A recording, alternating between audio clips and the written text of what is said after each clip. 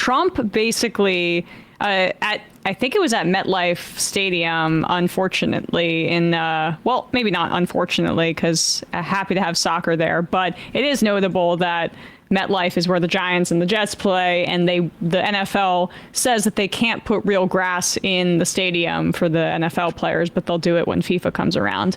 But as an aside, Trump was there. Chelsea ended up winning this kind of like tournament, the Club World Cup trophy. And while they were on stage, Trump, walked in to a bunch of boos. That was, you could hear it audibly. And then he seemed to insist on being a part of the trophy presentation in a way that, like, we'll do the second shot, the close-up after that. One of the players seems to visibly say to him something like, "What are you still doing here?" I'll get the exact quote in just a second. But here's the trophy presentation, and you can see how Trump is being asked to leave multiple times and just refuses to.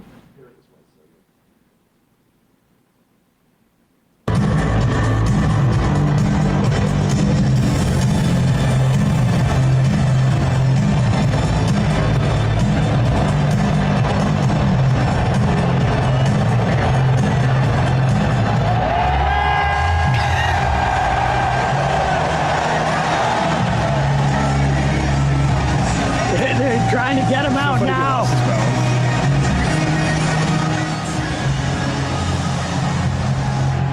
Okay, so in case you thought that those footballers wanted him there, someone got Reece James, who's the guy holding the trophy, the player, and they see him mouthing, "Are you gonna leave?" to Trump.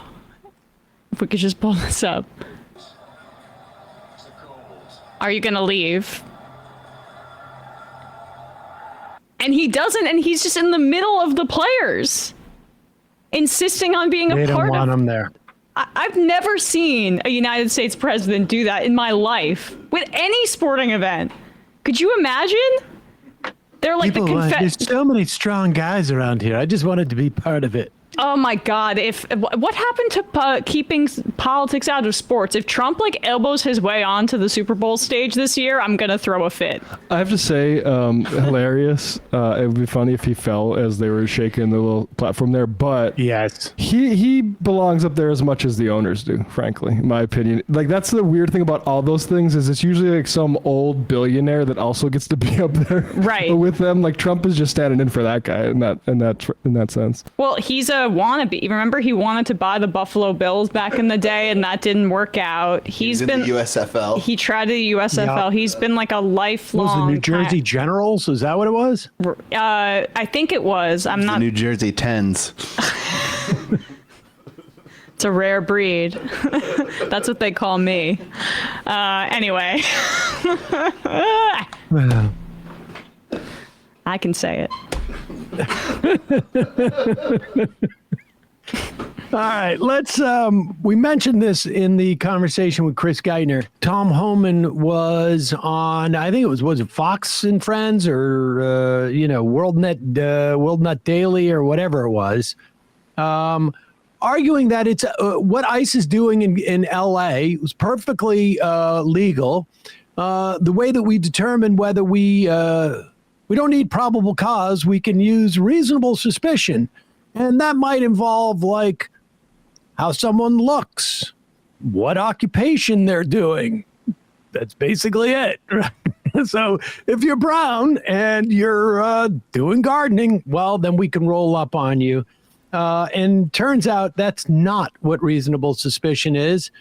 We mentioned earlier that a federal judge essentially enjoined ICE from that type of almost stop and frisk type of policing. And here is Tom Homan on a little bit of an apology tour with Dana Bash, garbling his way through a new definition of reasonable suspicion. Reasonable suspicion and what it actually means on the ground when it comes to ICE detaining people. You said in an interview this week that reasonable suspicion can be based on, quote, the location their occupation, their physical appearance, their actions. What about an individual's physical appearance would give immigration agents, quote, reasonable suspicion that they might be in the U.S. illegally? Well, first of all, let me be clear. Physical description can't be the sole factor to All right, pause it for a second. He's already failed. Yeah. When he said, "Let me be clear." So quoting his first boss, that put him in Obama, hired him. Let me slur my way through this interview, but go ahead. Start from the beginning. Let me finish this sandwich first. Immigration agents. Sorry to come on eating again. reasonable Go ahead. suspicion that they might be in the U.S. illegally. Well, first of all, let me be clear. Physical description can't be the sole factor to give you reasonable suspicion. As I said in an interview, it's articulable facts with an S. So appearance can be just one. For instance, if someone has an MS-13 tattoo on their face, that may be one factor to add to other factors to raise reasonable suspicion. I want to be clear about that again because my work's taken out of context. Well, I want to also say it's not just I would say the number of MS-13 tattooed faces that they have arrested is probably not even like a measurable fraction of the number of people they have detained or deported. I mean, I guess theoretically, if you also have a tattoo that says "I'm undocumented" across Right. your forehead, that would count. But they're making up these cases of like, this is the first time I've even heard the words MS-13 almost since the election. I know they've been on the Tren de Aragua thing, and now But even we're then, going we haven't heard throwback. them mention Tren de Aragua since they attempted to sort of send all those people down to CCOT because they know that none of these people are. But go Yeah. ahead. Just one. For instance, if someone has an MS-13 tattoo on their face, that may be one factor to add to other factors to raise reasonable suspicion. I want to be clear about that again because my words are taken out of context. No, they Physical weren't. description cannot be the sole reason to detain and question somebody. That can't be the sole reason to raise reasonable suspicion. It's a myriad of factors, and I can sit here for the next half hour and give you all the factors. So every officer, every situation is different. But I can tell you this, every ICE officer goes through Fourth Amendment training every 6 months and reminded what their authorities are for arrest, detention, and questioning. So the officers are very well trained. So I look forward to DOJ litigating this judge's decision because I think she's making a decision while knowing what that officer knows when they get out of that vehicle to question somebody. So what that judge, same judge in the case said is that an individual's race or ethnicity, the language they speak or their accent, their presence at a particular location like a bus stop or a work site or the type of work they do does not qualify as reasonable suspicions. Well, like I said, these are factors that lead to reasonable suspicion. There's a myriad of factors. Every case is different.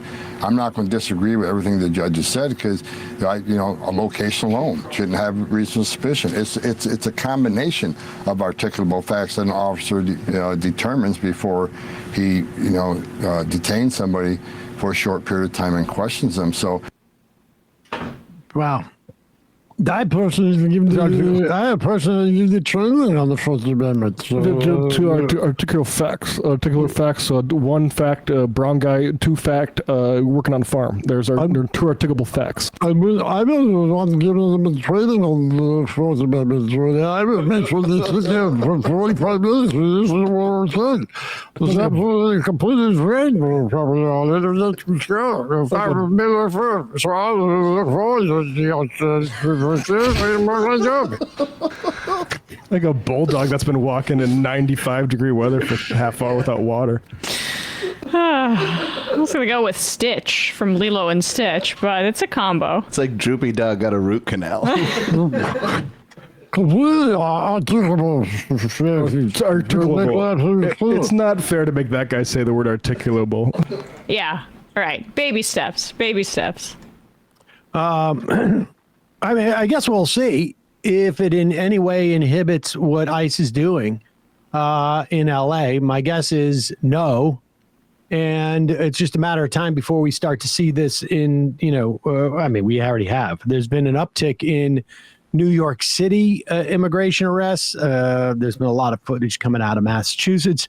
They're in a couple of states around the country. So obviously, we'll have more on that and more on what you can do to help thwart ICE. Hey, folks, don't forget to hit the subscribe button and check out our daily show. We do it every day at 12 p.m. Eastern for about 2.5 hours. We even take phone calls. You should check that out.